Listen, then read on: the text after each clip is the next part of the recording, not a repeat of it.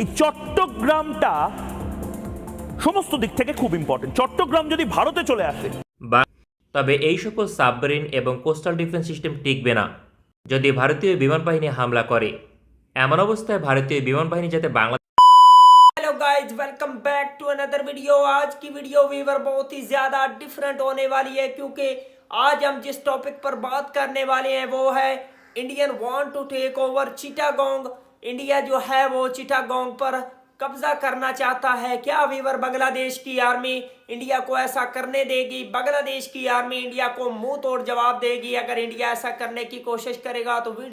तो वीडियो बहुत ही ज़्यादा इंटरेस्टिंग होने वाली है। अभी तक आप लोगों ने हमारे चैनल को सब्सक्राइब नहीं किया हुआ तो प्लीज़ जल्दी से हमारे चैनल को सब्सक्राइब कर लीजिएगा। तो without wasting the time video को स्टार्ट करते हैं।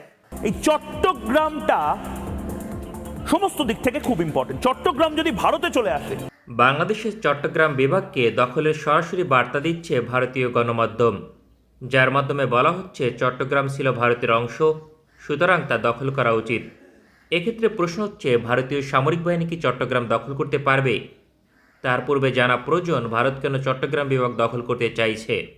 ভারতের নর্থ ইস্টের 3 লক্ষ বর্গ কিলোমিটার ভূমি বেষ্টিত, ফলে বাণিজ্য, নিরাপত্তা সহ সকল ক্ষেত্রে বাংলাদেশের উপর নির্ভরশীল। সমুদ্রপথে চট্টগ্রাম বন্দরকে ব্যবহার করতে পারলে ভারতের এই সংকট থাকবে না। আর এই কারণেই চট্টগ্রামকে দখলের চেষ্টা করতে পারে ভারতীয় সামরিক বাহিনী। চট্টগ্রাম বিভাগের আয়তন 34,500 বর্গ কিলোমিটার। এক্ষেত্রে কুমিল্লার অংশ এই তালিকায় থাকবে না, কারণ হাইপোথেটিক্যালি আলোচনা করলেও কুমিল্লার অংশ কোনোভাবেই দখল করা সম্ভব নয়।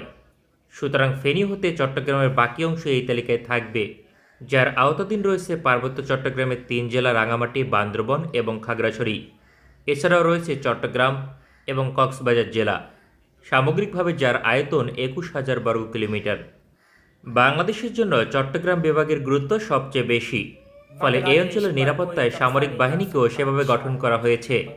ভারতের পক্ষে চট্টগ্রামে হামলা করা সহজ হবে না।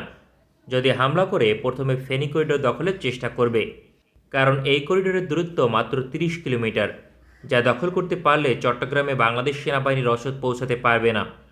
এই করিডোরের আরও একটি দুর্বলতা হচ্ছে ফেনী নদীর মাধ্যমে চট্টগ্রামকে আলাদা করা হয়েছে, ফলে বাংলাদেশ সেনাবাহিনীর জন্য ভৌগোলিক কিছুটা সমস্যা রয়েছে, তা অস্বীকার করার উপায় নেই। তাছাড়া সাম্প্রতিক সময় ফেনী নদীর উপর ব্রিজ নির্মাণ করেছে ভারত সরকার, যাকে কৌশলগত হিসেবে আখ্যায়িত করেছে নরেন্দ্র মোদী। তাই এই অঞ্চলে ভারতের যে কিছুটা আগ্রহ রয়েছে তা নিশ্চিত করেই বলা সম্ভব। তারপরেও এই অঞ্চলে ভারতের পক্ষে হামলা করা সহজ হবে না, যার প্রথম কারণ নর্থ ইস্টে ভারতীয় সেনাবাহিনীর অবস্থান যথেষ্ট শক্তিশালী নয়। এই অঞ্চলে রসদ পৌঁছানোর একমাত্র পথ চিকেন নেক অর্থাৎ শিলিগুড়ি করিডোর। বাংলাদেশের রংপুরের নিকটবর্তী এই করিডোরের দূরত্ব মাত্র 22 কিলোমিটার। চীনের সামরিক বাহিনী যে কোনো সময় এই করিডোরকে দখলের চেষ্টা করতে পারে। সেক্ষেত্রে পূর্বাঞ্চলের 7 রাজ্য বাঁচাতে বিকল্প রুট তৈরির চেষ্টা করবে, এটাই স্বাভাবিক। ফেনী করিডোরে তাই ঝুঁকি থাকলেও হামলার সম্ভাবনা রয়েছে, এ বিষয়ে বাংলাদেশ সেনাবাহিনীও অবগত। পাকিস্তান সময়কালেও ফেনী করিডোরের নিরাপত্তায় গুরুত্বপূর্ণ পদক্ষেপ নিয়েছিল সামরিক বাহিনী। তৎকালীন সময়ে বাংলাদেশের সবচেয়ে গুরুত্বপূর্ণ এবং শক্তিশালী সামরিক ঘাঁটি ছিল কুমিল্লার সেনানিবাস। এখনও বাংলাদেশের সবচেয়ে গুরুত্বপূর্ণ এবং শক্তিশালী 5টি সেনানিবাসের একটি কুমিল্লার সামরিক ঘাঁটি, যার দূরত্ব ফেনী করিডোর থেকে মাত্র 70 কিলোমিটার, ফলে 1 ঘন্টা সময় লাগবে পৌঁছাতে। অন্যদিকে খাগড়াছড়িতে বাংলাদেশ সেনাবাহিনীর ঘাঁটি রয়েছে। এমন অবস্থায় শুধুমাত্র ডিফেন্সিভ নয়, বাংলাদেশ সেনাবাহিনী চাইলে অফেন্সিভ মিশন পরিচালনা করতে সক্ষম, কারণ ভৌগোলিক সুবিধা বাংলাদেশের পক্ষে। ভারতীয় সেনাবাহিনী ত্রিপুরায় পাহাড়ি অঞ্চল দিয়ে ভারী সমরাস্ত্র নিয়ে আগ্রাসন চালাতে পারবে না। সুতরাং উভয় দেশের সেনাবাহিনী সমান অস্ত্র দিয়ে লড়াই করবে, বিষয়টি বাংলাদেশের পক্ষে যাবে। খাগড়াছড়ি এবং কুমিল্লা দিয়ে কাউন্টার মিশন পরিচালনা করলে ত্রিপুরা রাজ্য দখল করা সম্ভব। এক্ষেত্রে সিলেটে বাংলাদেশ সেনাবাহিনীর 17 পদাতিক ডিভিশনও সহযোগিতা করতে সক্ষম। ভারতীয় সেনাবাহিনী যাতে নিয়মিত রসদ না পায় এই বিষয়টিও মাথায় রাখতে হবে, ফলে ভারতের চিকেন নেক লক্ষ্য করে মিশন পরিচালনা করলে তাতে বাধাগ্রস্ত হবে। তারপরেও ধরে নেওয়া যাক ভারতীয় সেনাবাহিনী ফেনী করিডোর দখল করতে সক্ষম হয়েছে। এক্ষেত্রে বাংলাদেশের চট্টগ্রাম ভূমি বেষ্টিত নয়, বঙ্গোপসাগর দিয়ে সহজেই চট্টগ্রামে রসদ পৌঁছানো সম্ভব। তবে ভারতীয় নৌবাহিনীর সক্ষমতা বাংলাদেশ নৌবাহিনীর চেয়ে বহুগুণে এগিয়ে।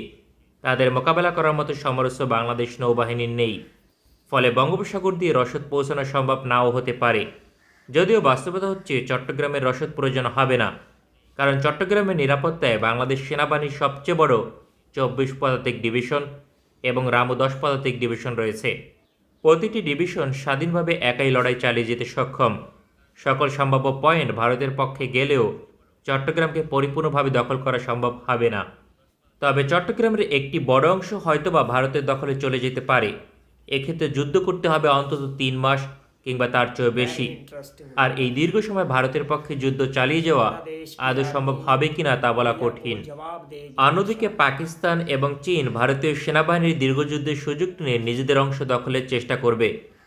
এককভাবে লড়াই হলে হাইপোথেটিক্যালি এটি বলা যায় ভারতের পক্ষে চট্টগ্রামের একটি বড় অংশ দখল করা সম্ভব, যার পেছনে ভারতীয় সেনাবাহিনীর চেয়ে নৌবাহিনীর ভূমিকা বেশি থাকবে।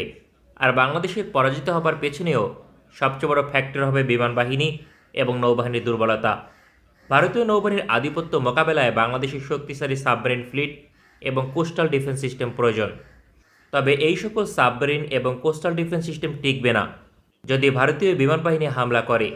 এমন অবস্থায় ভারতীয় বিমান বাহিনী যাতে বাংলাদেশের আকাশসীমায় প্রবেশ করতে না পারে এই বিষয়টি নিশ্চিত করতে হবে। বাংলাদেশ বিমান বাহিনীর যে সকল সমরাস্ত্র রয়েছে তা দিয়ে ভারতের সামনে একদিনও টিকে থাকা সম্ভব নয়। শুধুমাত্র এই বিষয়গুলোর কারণে চট্টগ্রামে হামলা করলে हाइपोथेटिकली भारतीय सेनाबाहिनी सुविधा पेते पारे। थी वीवर रिपोर्ट, इंडिया जो है वो बांग्लादेश के चिटागोंग पर कब्जा करना चाहता है वीवर। ऐसा ये वीवर भारत का ख्वाब है। अगर वीवर भारत जो है बांग्लादेश की तरफ मैली आंख से देखने की कोशिश करेगा तो वीवर बांग्लादेश की आर्मी इंडिया को मुंह तोड़ जवाब देगी। साथ में वीवर पाकिस्तान और चाइना जैसी और तुर्की जैसी भी कंट्री खड़ी है बांग्लादेश के, तो वीवर भारत को मुंह तोड़ जवाब मिलेगा।